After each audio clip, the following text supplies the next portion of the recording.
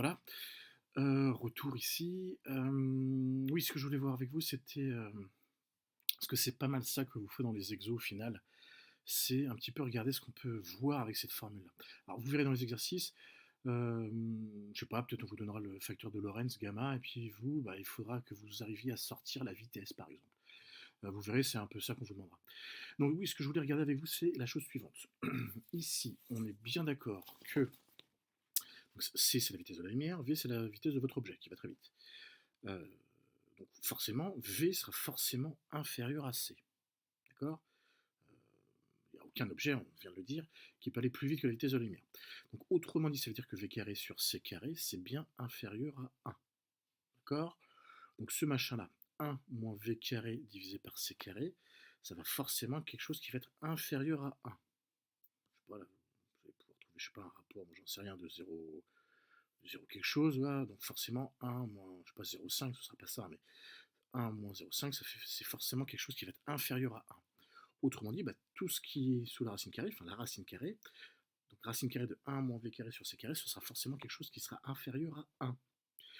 Autrement dit, eh ben, votre facteur gamma, qui est égal à 1 sur quelque chose qui est inférieur à 1, sera forcément supérieur à 1.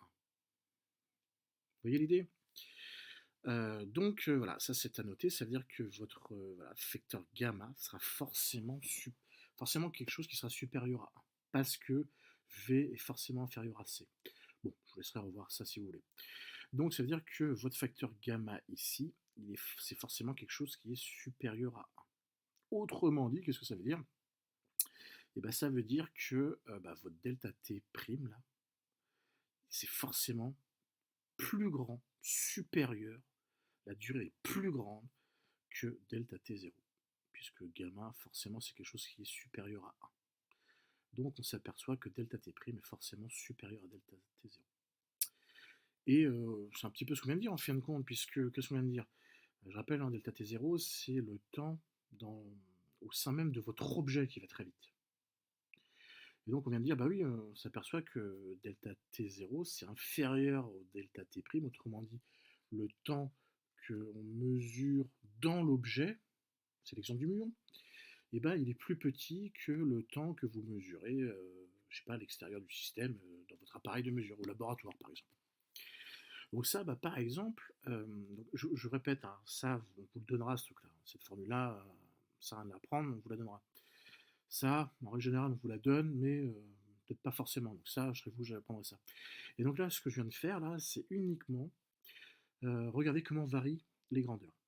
Et donc, cette petite démonstration-là, vous serez peut-être éventuellement amené à le faire. Donc, gamma, on vient de le dire, c'est forcément supérieur à 1, bah, on en déduit que delta t', c'est forcément supérieur à delta t0.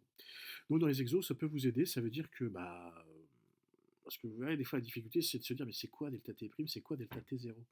Pas toujours très clair dans les énoncés non plus, parce que les, euh, les notations ne sont pas forcément tout le temps les mêmes. Donc, faites super attention à ça. Mais je répète, un delta t0, c'est le temps dans votre objet qui va vite. Delta t', c'est le temps à l'extérieur de cet objet. Donc reprenez l'exemple du muon. Delta t0, c'est le temps qu'on mesure dans le muon, au sein même du muon, c'est le temps propre du muon. Et delta t', c'est le temps qu'on mesure sur Terre. Et donc en fait, on s'aperçoit que ces deux temps-là ne sont pas les mêmes. Ok, dernière petite chose, oui, je vous ai mis une petite courbe ici. Donc alors on voit mal, mais c'est gamma en fonction de C sur V. Hein, non, en fonction de la vitesse, pardon. Oui, de la vitesse. Donc, bah oui, parce que on va regarder un truc là. Si votre vitesse, elle est très petite ici, mettons, je sais pas moi, bah vous, par exemple, vous êtes en train de marcher, je sais pas, vous marchez pas bien vite, on marche à 1 mètre par seconde à peu près. Donc ça veut dire que ce truc-là, V carré sur C carré, ça va être très très très très très petit. Autrement dit, 1 moins quelque chose de très très très très petit, et ben on va considérer que c'est 1. 1 divisé par racine de 1, ça fait 1. Autrement dit, pour les toutes petites vitesses, eh ben, votre facteur de Lorentz, ici, il est égal à 1. Vous voyez, ici on voit bien, on a un facteur de Lorentz qui reste à 1. Donc ça veut dire, ça c'est pour les petites vitesses, ça veut dire que, eh ben, en fait, votre delta t' et votre delta t0, eh ben, c'est le même. C'est ce qu'on vient de dire en fait. Ce truc-là, c'est valable, temps propre, temps, voilà, c'est valable uniquement pour les objets qui sont très grands, qui vont très vite, pardon, excusez-moi.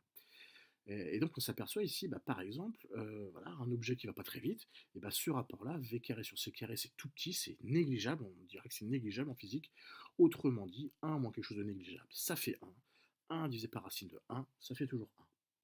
Donc, au final, quand votre vitesse est très petite, et ben en fait, votre facteur de Lorentz, il est égal à 1. Autrement dit, il n'y a pas d'histoire de temps propre, etc. Votre temps, c'est tout le temps le même. Mais par contre, voilà, on s'aperçoit au bout d'un certain temps, hein, là on vous dit, voilà, on s'aperçoit qu'au bout de C sur 2, c'est vite, hein, c'est rapide C sur 2. Hein. C sur 2, c'est que vous êtes quand même à. Donc la vitesse de la lumière en arrondissant, c'est 3 10, 10 puissance 8. Donc C sur 2, ça fait 1,5 10 puissance 8. Hein, ça va vite quand même.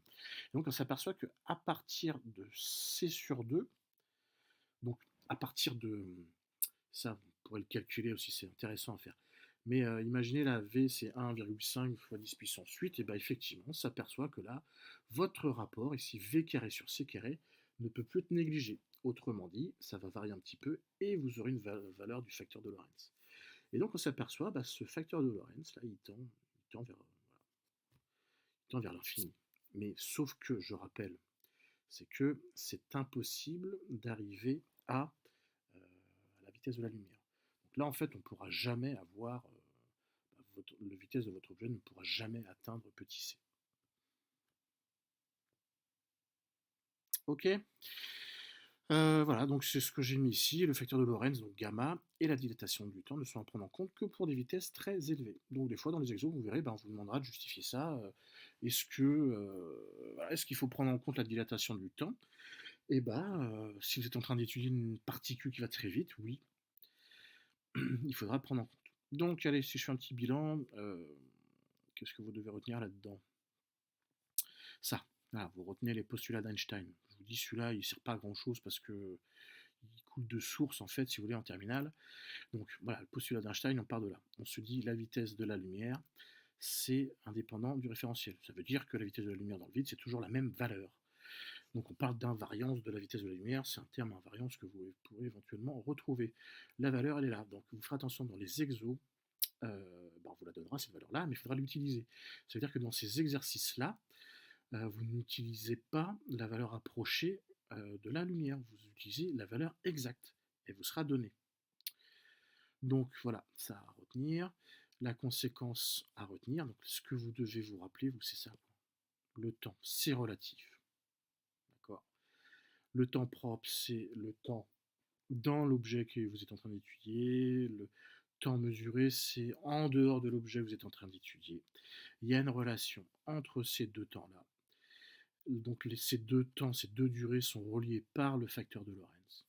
Le facteur de Lorentz, c'est cette expression-là. Et on vient de le dire, en fait, le facteur de Lorentz, il est différent de 1 quand V commence à être très très grand. Si V est très petit, votre facteur de Lorentz, il vaut 1. Autrement dit, delta t' c'est égal à delta t 0. Autrement dit, vous n'avez qu'un seul temps. C'est le temps classique. Donc ça veut dire que tout ce chapitre-là, en fait, votre facteur de Lorentz, ça va s'appliquer qu'aux objets qui vont très très vite.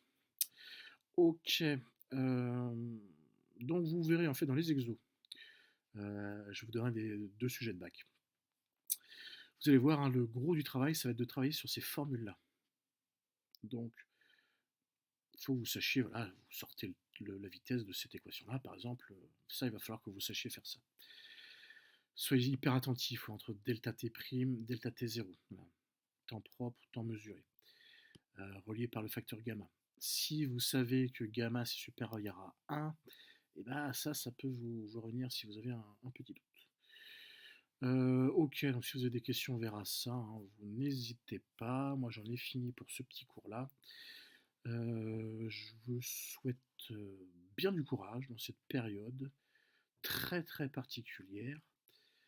Nous, en fait, hein, les profs, on est comme vous. Hein, je ne sais pas comment vous êtes. On a un petit peu, enfin, c'est une situation qui est totalement inédite.